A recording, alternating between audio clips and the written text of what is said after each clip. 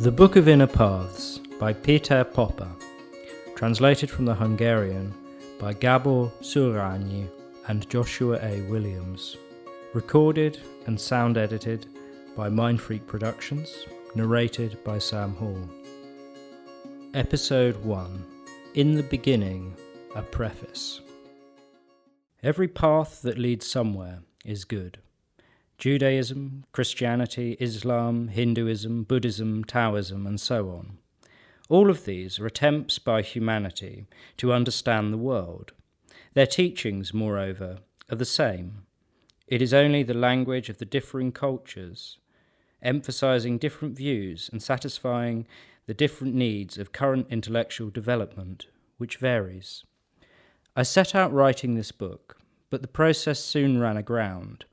Everything I had put down somehow felt false. I shared my distress with a friend of mine, a musician. He contemplated the issue and then offered the following. Sometimes it also happens to me that I practice a piece and it just doesn't come alive inside of me. In these cases, I start work on my technique. I practice until it's perfect. Usually, somewhere along the way, the music does come alive. What happens with the instrument happens inside of me as well. With his advice in mind, I wrote the Book of Inner Paths, which is a collection of self-development exercise techniques that I felt were possible for a European to practice, even when burdened with the hassles of everyday life. But I must warn the reader that I am not of the opinion that honest ethical and spiritual development affords any practical advantage. It does not teach us how to succeed in our careers, how to make a fortune, or how to be successful in our love lives. It cannot protect us from illness, and it does not render our lives easier. At times, it even makes life more difficult, making us seem laughable, like some kind of loser. We should keep in mind the words of St. Francis of Assisi, who once said something to the extent of, "The loser is the richest man of them all because he can be robbed 100 times and he still has more." I urge everyone to restrain from forming spiritual constraints or burdensome everyday rituals from these exercises. Here, I would offer some wisdom that was given by Buddha himself, who had become terrified by his followers' inability to free themselves of his teachings and were on the verge of constructing a dogmatic system out of them.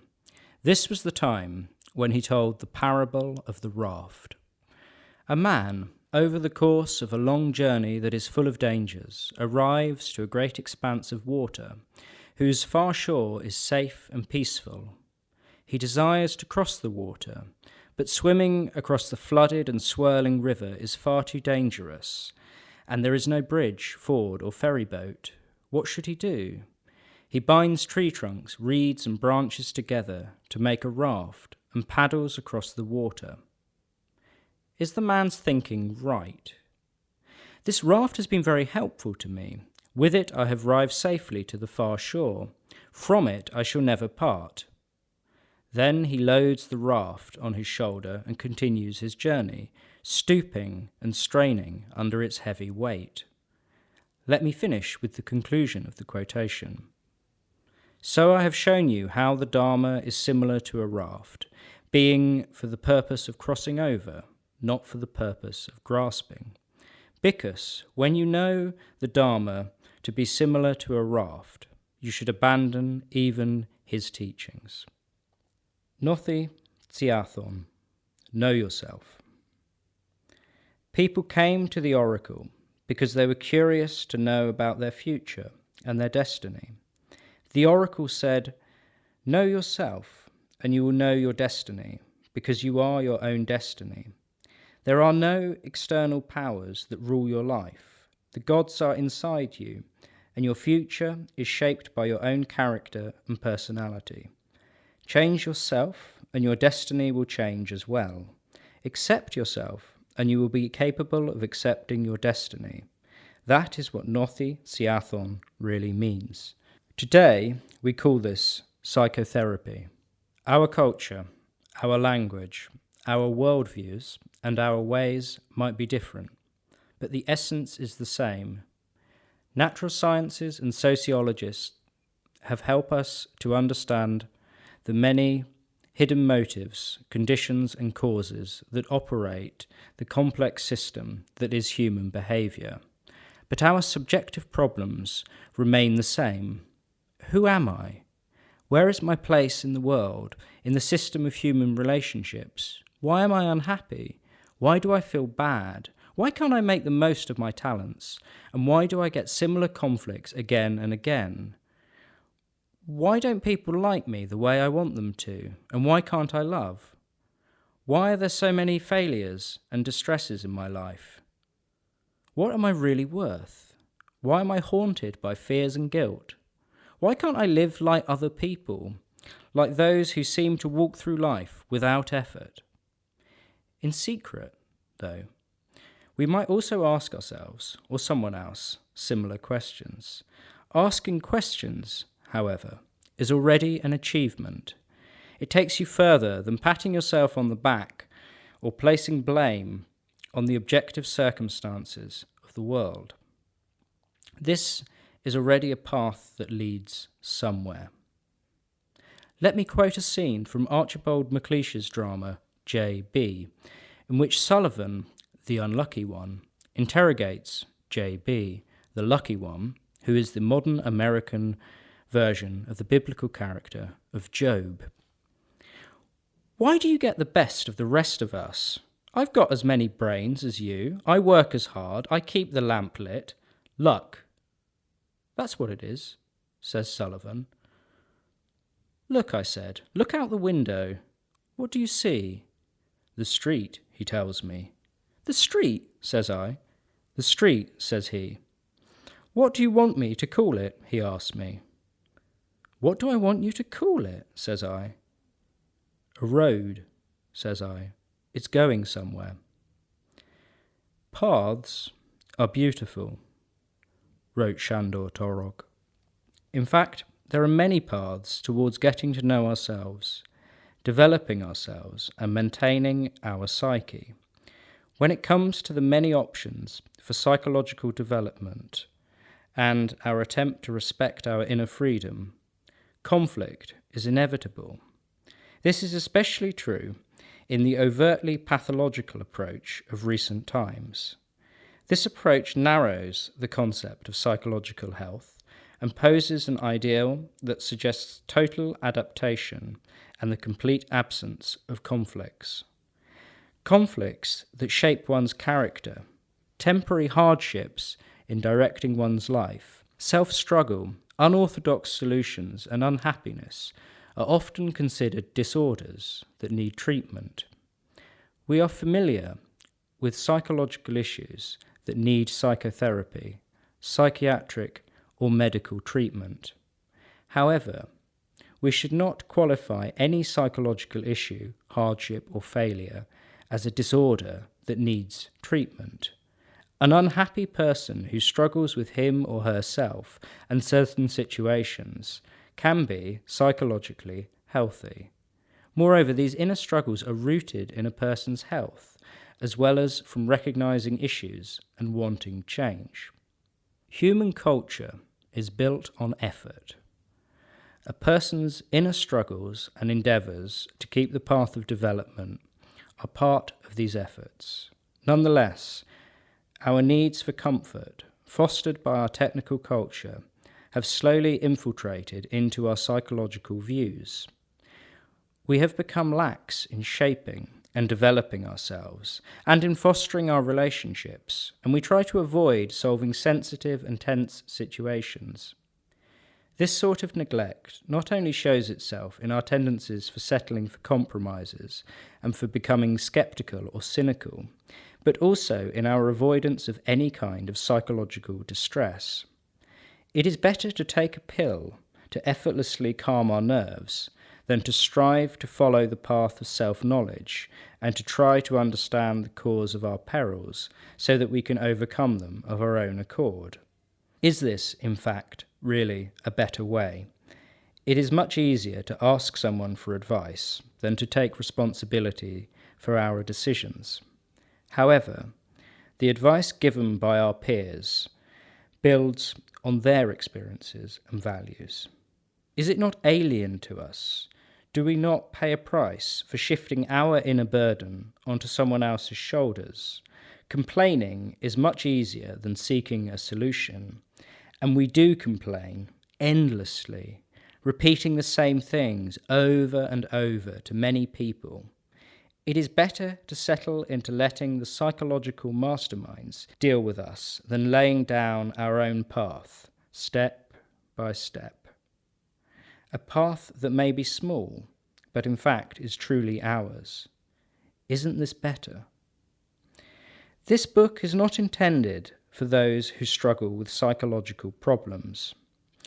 It is aimed rather at healthy people who, as Dante says in the opening of the Divine Comedy, are in the middle of the road of life, and maybe sooner or later lose their way in the dark forest of their lives and themselves.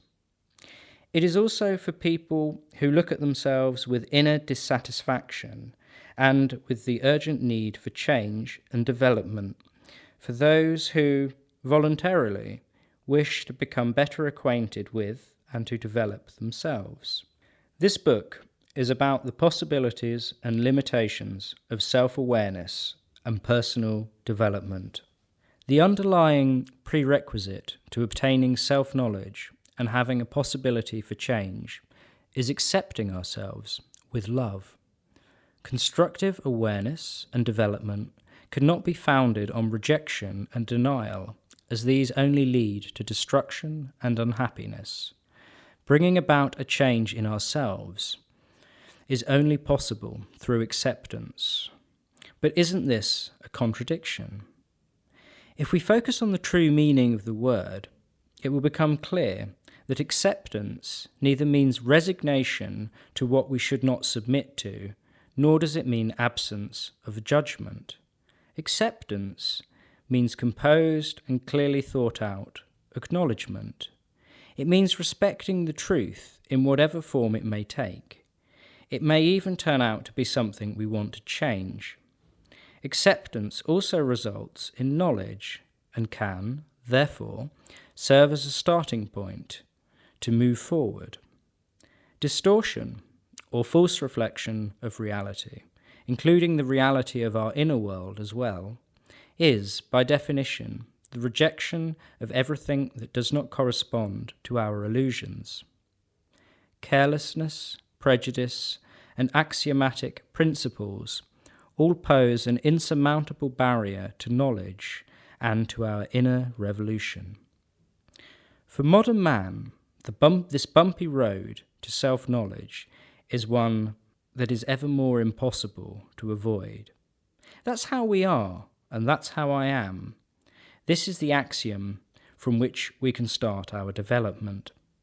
For centuries, while humanity's development of its sentience and subjective personality was still in a very early stage, tribes, nations, and other social groups were guided by their values and ritualized moral systems. They provided direction on how to experience the phenomena around them and how to behave. Strive to conform to the common ideals and instruct you on the way to be a good Mohican or a brave Spartan, etc. This was the maxim. Over the millennia of his development, modern-day man developed into a sovereign personality. It is increasingly difficult for us to mechanically conform to universal ideals while disregarding our personality and our inner laws. At best, the guidance provided by this external compass is today weak. We are obliged to discover our own inner capabilities and design a user's manual and, if needed, a troubleshooting manual that is in line with our own inner needs and inner laws, through which we can live a joyous life. In this way, we draw nearer to a state poignantly worded by the Hungarian poet Attila József, "My leader in my heart." There was an age-old medieval prayer that went something like this: "You shall not think, my beloved ones, that the devil approaches us from the outside and we can tell him, 'Begone!' For evil resides in us, and there is nothing more that we can do about it than embrace it tightly. Encased in this religious mystical shell is a truth that bears witness to a vast knowledge concerning life and man. More recently, others have said the same thing, only with simpler words, in a language that is nearer to us. Thomas Mann writes shockingly about the blessings of the dying Jacob. First, he blesses all his sons, all the tribes of Israel. But among the blessed are the cursed, 3 out of the 12. Jacob renounces the behavior of Reuben, Levi, and Simon, but within his acceptance. This is why they can bear the fatherly curse, and this is why the whole nation survives, because the cursed stay among the blessed. In a similar manner, this is how we can nurture and discipline our children, or challenge those aspects of their personality that we dislike, always within the boundaries of acceptance. These children will not only endure every trial they face, but they will also be transformed as a result. In contrast, if we deny them companionship or love, they will break down. This relationship works the same with our own selves. In Arthur Miller's drama, After the Fall, Holger says these words to Quentin. The same dream returned each night, that I had a child, and even in the dream I saw it was my life, and it was an idiot, and I ran away. But it always crept onto my lap again, clutched at my clothes, until I thought, if I could kiss it, whatever in it was my own, perhaps I could sleep. And I bent down to its broken face, and it was horrible, but I kissed it. I think one must finally take one's life in one's arms. We can only find enough strength to truly face ourselves if we accept ourselves for who we are, with all our hurtful, undesirable, and sometimes even repulsive characteristics. Only in this way, only within this framework of acceptance, can we attempt to change ourselves, without panic and hysteria. If we lack self-approval, we cannot possibly arrive at confrontation, but rather we will deceive ourselves.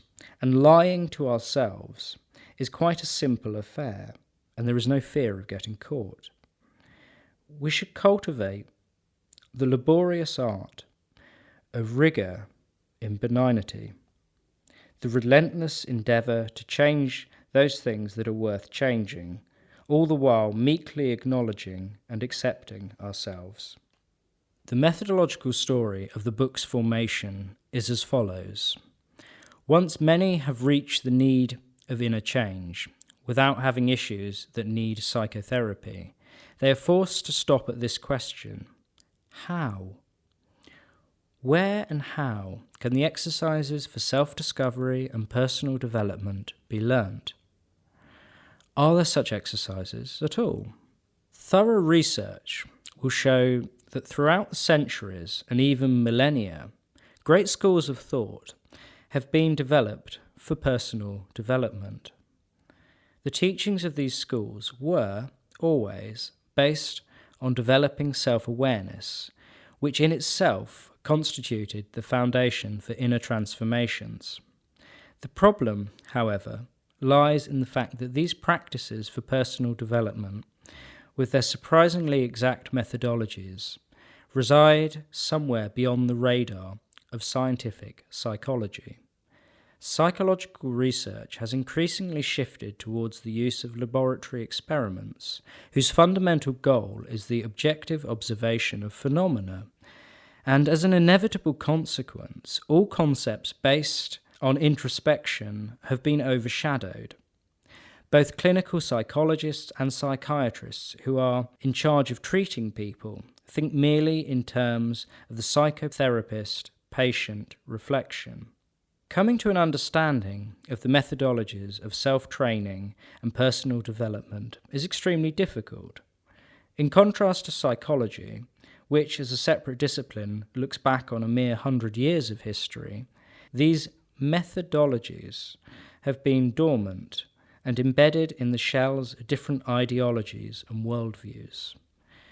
Their often mystifying and even mystical context discourages professionals with scientific backgrounds from communicating what valid knowledge lies in their depths, knowledge of the possibilities and methods of personal development that have accumulated over the centuries. In the past, those who endeavoured to follow the rocky roads of self-discovery and personal development were mostly spiritually committed and living in enclosed religious systems. Perhaps they were even a bit obsessed or fanatic. One might legitimately ask, what would motivate a modern-day scientifically thinking man to make this effort? First of all, I would mention the motivation that stems from a healthy kind of curiosity, this eternal appetite for discovery that pushes humanity to explore the frontiers of new possibilities in science and art. For millennia, this discovery has not simply targeted the outer world, but also the inner world as well. Who am I? However, the rebellious dissatisfaction with oneself, the need for development, as well as unhappiness, can also be a driving factor. The same could be said about the desire to live in harmony with oneself and with the world. If we were to describe a perfectly harmonious person, what could we say? Perhaps not much more than the following. He is able to perform according to his talents and skills in his studies, at work, and in his profession. He is able to feel good about himself in the world. He is able to enjoy opportunities offered by life, food, work, relaxation, love, and culture. He is able to act freely in the interest of his own well-being without disturbing or destroying other people's lives. None of this is carried out at the expense of others, and thus he is able to find his place in society. Does this seem like too much or too little? In any case, only a few can say that is the way they live their lives. Nonetheless, this is quite probably how we would all like to live our lives. This can be the impetus for leading us into adventures that can help us find our way in the world and within ourselves. The latter notion could be described as the jungle hiding more dangers. It is the youth, the youngest son in the fairy tale, who sets off to fight the dragon, to win the hand of the princess, and to find his happiness in the end. After reading through this book, one might legitimately say that these are exercises to develop our inner powers. In order to be able to perform them in a consistent manner, don't we already need strong self-discipline? Isn't the result the same as the requirement? In my experience, the fundamental problem is not being powerless, but that our spiritual, intellectual powers are scattered. Humans have developed significant intellectual and emotional capacities in the course of their intellectual development. In many cases, however, we are unable to find creative uses for these powers. All our achievement gets lost on energy-wasting pastimes. I would like to, again, refer to the youth whose tremendous power reserves constitute a pressing inner force. They seek out the possibility for effective activity, or, as we call it so often, the subjectively most appealing opportunities of self-realization. This is why it can be seen that a hunger for self-discovery and personal development is becoming increasingly prevalent, above all in the younger generations. Over the past few decades, this tendency has strengthened. Schopenhauer, through his radical polemics with the official German state philosophy, assisted so much at its inception by opening a gate to the concepts of the teachings of Eastern philosophical schools. Today, we can see how, through Western dissemination, with its attendant distortion, yoga, Zen Buddhism, transcendental meditation, and so forth, is becoming a trend. And you can also see how certain elements of the Christian or Catholic mindset are enjoying a revival in popularity. On the other hand, the approach of modern natural and social sciences is also gaining ground. Thus, we are experiencing a strong polarization in this field. This polarization, however, isn't only happening among people, but in many cases it is also taking place within individuals. They are trying, in other words, to synthesize their scientific worldview with their transcendental interests and concerns. Because our cultural tradition promotes seeking unambiguousness and definitive thinking, this leads to inner conflicts. If we examine this phenomenon more closely, we can see that people are not attracted to these spiritual currents by religious feelings or mystical interests. For these people, these teachings are attractive because they speak of the methods and possibilities of personal development. These messages, however, get distorted and can even increase psychological disorder or, in the best cases, can degenerate into external mannerisms. The reason for this is that current attempts to transplant a worldview and a certain approach, which in its original form was founded on a completely different economic and cultural situation, onto modern-day European cultural values. This anachronism can only result in the confusion of one's worldview, and, from the viewpoint of a modern-day person's developmental path, this means regression. Our critical attitude shouldn't mean that we reject the values created by these spiritual currents. The situation is somewhat similar to what we experience with traditional medicine. Acupuncture and yoga carry a knowledge that was accumulated over a long period of time, and it can be integrated into our modern-day culture and science. Moreover, in the case of yoga, modern research on biofeedback has recently begun to shed light on how seemingly inexplicable somatic vegetative self-control works. In order to transfer these values, we must first have access to them. We must peel off the layers of ideological, philosophical strata, one of which manifests itself as a trend.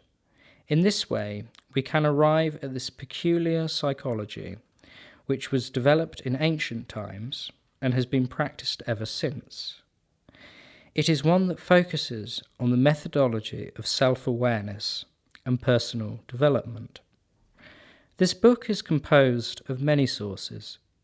I attempted to summarize the numerous achievements of modern psychology and to render them comprehensible in the form of exercises. These achievements were made through research into cognitive and affective processes, mental development, and social interactions, and include practical experience collected by clinical psychology and psychotherapies of varied methodologies.